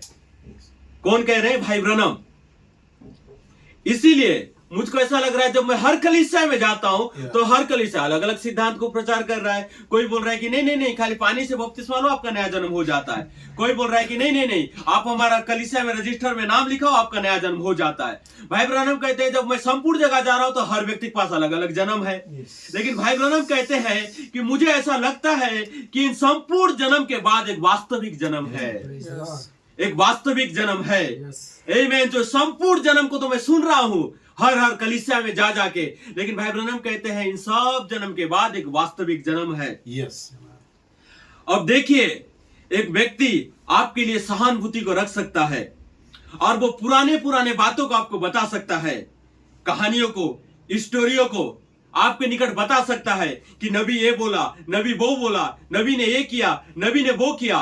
लेकिन ब्रदर जोएल लेंटन कहता है कि एक सच्चा नया जन्म पाया हुआ व्यक्ति आपके समय का अनुभव आपको बता सकता है। Praise the Lord. हालेलुया। वो क्या करेगा? अपना अनुभव जो इस समय वो पा रहा है वो आपको बताएगा। इसी के लिए ब्रदर मार्टिन ने याद दिलाया कि जो नया जन्म है वो प्रकाशन है, Praise the Lord. और वो प्रकाशन क्या है? अनुभव को उत्पन्न करता है। और जब आप अनुभव को बताते हैं तो वही है नया जन्म का गवाही। Amen. Praise the Lord. देखिए, हर एक के पास नया जन्म था। सबसे पहले परमेश्वर जब अपने युग में एक संदेश वाहक को भेजता है तो उसको पहले वो संदेश को देता है और वो संदेश को जीता है, और वो संदेश के द्वारा क्या करता है? नया जन्म को लेता है। Yes. ब्रदर जोएल लेंटन इसको पढ़ रहे हैं, मैं उसी का बातों को उनको पढ़ रहा हूं। वो नया जन्म को लेता है। तो एक संदेश वाहक प्रचार करने से पहले वो जान रहा होता है कि वो किस चीज को प्रचार कर रहा है, किस बातों को बता रहा है। जैसा यीशु जानता था कि वो निकोदेमुस को कौन सा बात वो बता रहा है, कौन सा संदेश उसको प्रचार कर रहा है, ये यीशु उस बात को जानता था। तो भाई कहते हैं हर युग में जब वो व्यक्ति को उसने परमेश्वर ने भेजा, उनको वो संदेश दिया, और जब वो संदेश को जाने तो संदेश को जानने के बाद उनके पास एक अनुभव था, Yes. व्यक्तिगत अनुभव। भाई कहते हैं जब उन्होंने हर युग में अपना अनुभव को बताना चालू किया, और जब उस व्यक्ति का अनुभव को लोगों ने सुना और उस पर विश्वास किया, तो उनका नया जन्म हो गया। Yes. भाई कहते हैं कोई कठिन बात यहां पर नहीं था, कोई जटिल बात नहीं था, कोई ऐसा बात नहीं था जिसको आप समझ नहीं सकते हैं। हर युग में परमेश्वर ने क्या किया, अपने दास को भेजा, सेवकों को भेजा, उनको संदेश दिया, और जब वो संदेश को उन्होंने प्रचार किया, लोगों ने उसका अनुभव को सुना, उसके ऊपर विश्वास किया, उनका नया जन्म हो गया हर युग में। तो लौदीकिया में परमेश्वर ने हमारे लिए ब्रदर विलियम मैरियन ब्रनम को भेजा। Yes. और जब उसने उस संदेश को क्या किया, जब जिया, जब उसने चला, तो उन्होंने अपने अनुभव को व्यक्त करना चालू कर दिया। Praise the Lord. और जब वो अनुभव को व्यक्त करते चले गए, तो जब हमने उनके अनुभव को सुना, तो हम क्या किए, उन जाति और धर्म से बाहर चले आए। और हमको लगा कि नहीं, हम जो पुराना चीज सुन रहे हैं, वो ऐसा लग रहा है कि वो गलत है, और ये जो नया चीज हम सुन रहे हैं ये सही है। इसलिए ब्रदर जॉयल लेंटन कहता है कि हमने उस नए चीज को सुना, नए अनुभव को सुना, और हम अपने संस्था से कहके बाहर आ गए। किस लिए? ताकि हम नया जन्म पा सके। और जब हमने उस मलाकी 4 के संदेश को सुना, तब हमने जाना कि वो केवल बीज को प्रचार नहीं कर रहा है, लेकिन वो अविनाशी बीज को प्रचार कर रहा है, जिसके जरिए से हमको नया जन्म लेना है, Amen. Praise the Lord. अनुभव को। लेकिन देखिए भाई जॉयल लेंटन कहते हैं कि लेकिन देखो, वहां पर तो यह भी कहा गया है प्रकाशित वाक्य 3 में कि जो लौदीकिया है वो बुरा युग है। अब भेजा तो गया है नबी को लौदीकिया युग में, लेकिन भाई कहते हैं कि वो तो बुरा युग है। और ब्रदर जोसेफ कोलमैन का कोट को वो पढ़ रहे हैं और कह रहे हैं कि एक ऐसा युग में नबी को भेजा गया जो ठंडा और गुनगुना युग है, जो अंधा है, जो नंगा है। लेकिन वहां पर भाई कहते हैं कि वहां पर एक व्यक्ति को होना है जो नया जन्म को पा सके। Praise the Lord. Brother Coleman कहते हैं कि ऐसा युग में परमेश्वर ने नबी को भेजा जो युग में कोई भी अच्छा आशा नहीं है, पूरा संपूर्ण अंधकार से भरा हुआ है, कोई भी उम्मीद वहां पर नहीं है। जब यूहन्ना उस युग को देख रहा है, तब भाई वहां पर जॉयल लेंटन कहते हैं एक छोटा सा धीमी आवाज को वहां पर आना था। Praise the Lord. नबी के बाद Yes. एक धीमा आवाज को, जो आपको लौदीकिया से बाहर बुलाता, Praise the Lord. बाहरी आंगन से पवित्र स्थान में आपको लेकर आता। Yes. और वो धीमा आवाज था 7 गर्जनाएं, 7 कलीसिया काल के 7 जीवित आवाजें हैं। Amen. Amen. एक धीमा आवाज। मतलब जॉयल लेंटन कहता है कि जो गर्जनाओं के नीचे से एक धीमे रूप में आवाज आ रहा था, क्या? 7 गर्जनाएं, 7 गर्जनाएं, 7 गर्जनाएं। आमीन। जो लोगों को जगाएगा, Yes. जो लोगों को इकट्ठा करेगा, Amen. जो लोगों को बुलाएगा, जो लोगों को अपना शिथिल जीवन से बाहर हटाएगा और लोगों को बताएगा कि 7 गर्जनाएं हैं जो आपको नया जन्म देगा, 7 गर्जनाएं हैं जो आपको एक नया व्यक्ति बनाएगा। एक धीमा आवाज जो वहां पर नीचे से आ रहा था। और वही कहते हैं कि वो प्रधान दूत का आवाज था जो आपको और हमको क्या किया, एक अंधा और नंगा युग से क्या किया, बाहर बुलाया और एक दुल्हन का युग का पुकार के लिए उसने किया। और जब हम उस युग में आ गए, तो अब हमको क्या करना है, नया जन्म को धारण करना Yes. है। आमीन। इसलिए ब्रदर जॉयल लेंटन कहता है कि आपने जो पुराना शिक्षा को पाया है उससे आपका जन्म नहीं हो सकता है, लेकिन आपको एक नया जन्म चाहिए जो अविनाशी बीज है, और वो कहते हैं कि वो पवित्र आत्मा है। Amen. Praise the Lord. इसीलिए एक व्यक्ति भाई ब्रनम का प्रश्न को पूछता है कि बिली, क्या एक व्यक्ति माता के गर्भ से जो जन्म लेगा, कलीसिया में आएगा, तो क्या उठाए जाने में जाएगा? भाई ब्रनम कहते हैं नहीं जाएगा, उसको चाहिए नया जन्म, एक अनुभव, एक प्रकाशन, एक ऐसा प्रकाशन जो संपूर्ण कलीसिया से भिन्न प्रकाशन रहेगा। वही उसको नया जन्म दे सकता है। आमीन। मैं बहुत सी बातों को कह दिया हूं, मैं बस समाप्त करना चाहता हूं। देखिए उसी बात में बोलना चाहता हूं जहां पर भाई टीम स्मिथ जिसको कहते हैं 7वीं मोहर का युग, इस संदेश में। अब देखिए भाई ब्रनम को बुलाया गया था ताकि आपके लिए एक ऐसा संदेश को प्रचार करे जो आपको लौदीकिया से बाहर बुलाए। Yes. इस संदेश का शीर्षक है सातवीं मोहर का युग। हर युग है, लेकिन भाई कहते हैं कि वहां पर और एक युग है जो सातवीं मोहर का युग कहलाता है, जिस युग में हम पाए जाते हैं। देखिए भाई यहां पर क्या कहते हैं, परमेश्वर ने नबी को भेजा, उस बात के लिए मैं बहुत खुश हूं। क्या खुश है आपके लिए भाई ब्रनम को उसने भेजा? भाई कहते हैं मैं बहुत खुश हूं कि परमेश्वर ने एक भविष्यवक्ता को मेरे लिए उसने भेजा। और भाई ब्रनम को जब उसने भेजा तो नबी ने सोचा कि केवल मैं ब्रनम टेबरनिकल के लिए प्रचार करूंगा और रेस में वापस चला जाऊंगा, खत्म हो जाएगा मेरा सेवकाई। लेकिन वहां पर दूत उसको कहता है कि बिली बिली, इस धोखे में तू मत रहना कि तेरा संदेश केवल ब्रनम टेबरनिकल के लिए रहेगा, लेकिन तेरा संदेश संपूर्ण जगत के लिए रहेगा, संपूर्ण जातियों के लिए, संपूर्ण लोगों के लिए तेरा संदेश रहेगा। भाई कहते हैं कि देखो अब यह संदेश आपको अवश्य ही लौदीकाया से बाहर बुलाना है, एक पुकार को करना है। भाई कहते हैं कि मैं उस दर्शन को याद दिलाना चाहता हूं जो दर्शन 1961 में भाई ब्रनम को दिया गया था। और जब भाई ब्रनम उस दर्शन में चले गए और जब उनको बताया गया कि नहीं, तेरा संदेश जो था केवल ब्रनम टेबरनिकल के लिए नहीं है, लेकिन तेरा संपर्क संपूर्ण जाति के लिए है। जब भाई ब्रनम इस दर्शन को देखते हैं और वो अगला दर्शन के पाठ में चले जाते हैं और भाई ब्रनम दूसरा दर्शन को देखते हैं, और जब वो दूसरा दर्शन को देखते हैं तो भाई ब्रनम कहते हैं कि दूत ने मुझको एक और स्थान पर लेके चला गया, और एक ऐसा स्थान पर चला गया। और जब मैं उस स्थान को देख रहा था तो मैंने एक बकेट को देखा है, फिर बाल्टी को देखा, जहां पर एक वृक्ष लगाया हुआ था जो आसमान तक टिका हुआ था। और जब भाई ब्रनम उस वृक्ष को देखे तब कहते हैं ये क्या है? तब कहते हैं कि ये लोगों का जो झुंड है, जो जिसको ब्रदर टीम स्मिथ कहते हैं कि ये संदेशों का लोगों का झुंड है जो बहुत आकाश तक बढ़ गए हैं। इतना सारे लोग इस संदेश में हो गए हैं कि इनका जो संख्या है वो स्वर्ग तक पहुंच गया है। तब दूत भाई ब्रनम को कहता है कि तू वहां से बो, और जो दूसरा साइड में जो बाल्टी, खाली बाल्टी को देख रहा है, वहां पर तू बो। तब भाई ब्रनम क्या कहते हैं, वहां से कुछ डालियों को वो उठाते हैं और एक खाली बाल्टी में बो देते हैं। और जब वो खाली बाल्टी में बोते हैं तब दूत वो उनको कहता है कि ये तेरा सेवकाई है। क्या? एक खाली बाल्टी में जो किसी से अशुद्ध नहीं हुआ था। आमीन। जहां पर कोई भी व्यक्ति क्या किया था, वहां पर बीज को नहीं बोया था, जहां पर किसी का संदेश वहां पर आया नहीं था, झूठा संदेश। भाई टीम स्मिथ कहता है कि दूत ने नबी को कहा कि वहां से तू उठा, और जहां से नबी ने उठाया वो संस्था था, पेंटिकोस्टल था, संपूर्ण संस्था थे, जहां से नबी ने क्या किया, आपको और हमको उठा लिया अपने हाथों से, और उसने उठाया और एक खाली बाल्टी जो उसको देख रहा था वहां पर उसने बोया। और भाई कहते हैं कि जैसे ही उसने बोया और वो वृक्ष अचानक से बढ़ गया और उसमें फल भी लगने लगे और वहां पर उस फल बढ़ने भी लगे। तब भाई ब्रनम कहता है ये क्या है? तब दूत कहता है ये तेरा सेवकाई है।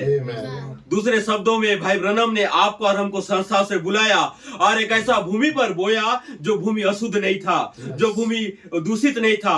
और जैसा ही भाई ब्रनम ने आपको और हमको बोया वो तुरंत क्या हुआ, बढ़ गया 3 महान ऋतु के जरिए से। और जैसे ही बोया और जब बढ़ गया तब भाई ब्रनम देख रहे हैं कि वहां पर फल भी लगा हुआ है। तब दूत कहता है कि जा अब उस फल को तू तोड़ के खा। और जब भाई ब्रनम आगे जाते हैं और उस फल को उठाते हैं, तोड़ के खाते हैं, और जब दूत पूछता है कि कैसा लगा, तब भाई ब्रनम कहते हैं बहुत स्वादिष्ट है। तब दूत कहता है यह तीसरा खिंचाव है। तीसरा खिंचाव जहां पर फल होगा, जहां पर ऐसा लोग होंगे जो केवल डाली के समान नहीं दिखेंगे, लेकिन उनका जीवन में फल लगा रहेगा। उनका जीवन में परमेश्वर का साथ सद्गुण का जीवन होगा। इसी चीज को मैं बताना चाह रहा था कि जब आप नया जन्म को पाओगे तो आप डाली के समान नहीं रहोगे, सूखी पत्ती के समान नहीं रहोगे, लेकिन आपके जीवन में, आपके लाइफ में फल रहेगा। उसी चीज को नबी क्या कर रहा है, उठा के खा रहा है। और जब दूत पूछ रहा है कैसा लगा, तब भाई ब्रनम बोल रहे बहुत स्वादिष्ट है। दूसरे शब्दों में भाई टीम स्मिथ कहता है कि आप और हम है, जिसको नबी ने उठाया और अपने मुख से लगाया और कहा कि प्रभु जो संदेश को तूने दिया, और उस संदेश के जरिए से जब मैं बोया तो जगदलपुर में एक कलीसिया था, हेडस्टोन टेबरनिकल में एक कलीसिया था, जिसको मैंने अपने हाथों से उठाया। और जब दूत ने पूछा कि हेडस्टोन टेबरनिकल कैसा लगा, तब भाई ब्रनम कहते हैं तो बहुत स्वादिष्ट है।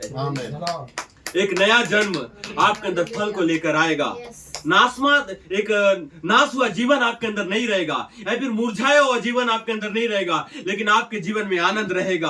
आपके जीवन में समय का रेवलेशन आपको बेदारी में रखेगा। दुख आए, तकलीफ आए, कुछ भी आए, लेकिन आपको बेदारी में बनाकर रखेगा। ये मलाकी 4 का संदेश है जो आपके लिए और हमारे लिए दिया गया है। क्या आप समझ पा रहे हैं? तीसरा महान ऋतु में हम जी रहे हैं, जो पेंटिकोस्टल पवित्र आत्मा के लिए हम देख रहे हैं। अब कैसे मसीह आपके अंदर से जी सकता है? जब तक आपके अंदर अग्नि में बपतिस्मा नहीं आता है। इसी के लिए भाई बुलेट ने कहा कि आपको एक चीज का आवश्यकता है, और वो है आग का बपतिस्मा। एक चीज का आपको आवश्यकता है हेडस्टोन टेबरनेकल, वो है नया जन्म का। आपको एक चीज का आवश्यकता है पवित्र आत्मा का। आपको एक चीज का आवश्यकता है, क्या? नया जन्म का। आमेन। जो पेंटिकोस्टल बेदारी है, जो पेंटिकोस्टल सामर्थ है, जिसके लिए हम क्या है? रुके हुए हैं। भाई बुलेट ने कहा एक दिन वो आपके अंदर आएगा और आपको एक भिन्न प्रकार का व्यक्ति बनाएगा, और उस दिन हमारा उठाया जाना हो जाएगा। और पिरामिड उस दिन क्या होगा? सिद्ध एक पिरामिड कहलाएगा। Praise the Lord. हालेलुया। यही मेरा संदेश था, और मैं अपना संदेश का शीर्षक नहीं बताया हूं। मेरे को अभी याद आ रहा है कि मैं अपना संदेश का शीर्षक नहीं बताया हूं। तो मेरा छोटा सा एक शीर्षक को मैंने लिख कर रखा था, नया जन्म। मसीह जो आशा है वो आपके अंदर रहता है। Praise the Lord. महिमा की आशा है जो आपके अंदर रहता है। Amen, amen. आमेन। देखिए, मैंने शायद इसे लिख कर रखा था। नया जन्म मसीह जो तुम में है, महिमा की आशा है। Amen. यह शीर्षक को मैंने लेकर आया था, लेकिन संदेश जो भाई मार्टिन ने लेके आया था, पास्टर भाई ने लेके आया था, और जो संदेश अभी चल रहा था, ये इतना अद्भुत संदेश है जो आपके अंदर मसीह को अवतरित करेगा। एक तीसरा महान ऋतु में परमेश्वर आपके ऊपर नहीं मंडराएगा, परमेश्वर आपके बीच में चलता नहीं रहेगा, लेकिन परमेश्वर क्या करेगा? आपके अंदर आएगा तीसरा महान ऋतु में। इसी के ब्रदर जोएल नेटन ने कहा कि हम अब दूसरा ऋतु में भी नहीं है, पहले ऋतु में भी नहीं है, लेकिन हम तीसरा महान ऋतु में आ चुके हैं, जहां पर पेंटिकोस्टल आग किसी भी दिन आपके अंदर आ सकता है। और जिस दिन वो आपके अंदर आएगा, आपका चाल चलन बदल जाएगा, आपका बोलने का नजरिया बदल जाएगा, आपका देखने का नजरिया बदल जाएगा। भाई टिम स्मिथ कहता है कि आप जैसा थे आप वैसा नहीं रहेंगे, लेकिन आप जैसा होना चाहिए आप वैसा हो जाओगे। Praise the Lord. कब? जब वो आग का बपतिस्मा आपके अंदर उंडेला जाएगा। परमेश्वर आप सभी को बहुत ऐसे आशीष दे। Yes. एक छोटा सा संदेश या फिर छोटा सा कमेंट्स मैंने आपके पास लेकर आया था, और मैं विश्वास करता हूं कि शायद आपने इसको समझ पाए होंगे कि किस रीति से ब्रदर जोसेफ कॉलमैन ने कहा कि जो नया जन्म है, मसीह आपके अंदर जो महिमा की आशा है, वो ही नया जन्म है। Yes. जिस दिन वो आपके अंदर आएगा, आपके अंदर हर समय एक आशा को उत्पन्न करेगा। संसार में कोई आशा नहीं है, लौदीकिया युग में कोई आशा नहीं है, लेकिन भाई कहता है कि मसीह में आशा है, जो आपके अंदर नया जन्म के जरिए से उत्पन्न रहेगा। Yes, yes. सो परमेश्वर आप सभी को आशीष दे। आइए परमेश्वर के धन्यवाद की ताली देंगे, गीतों को गाएंगे। God bless you.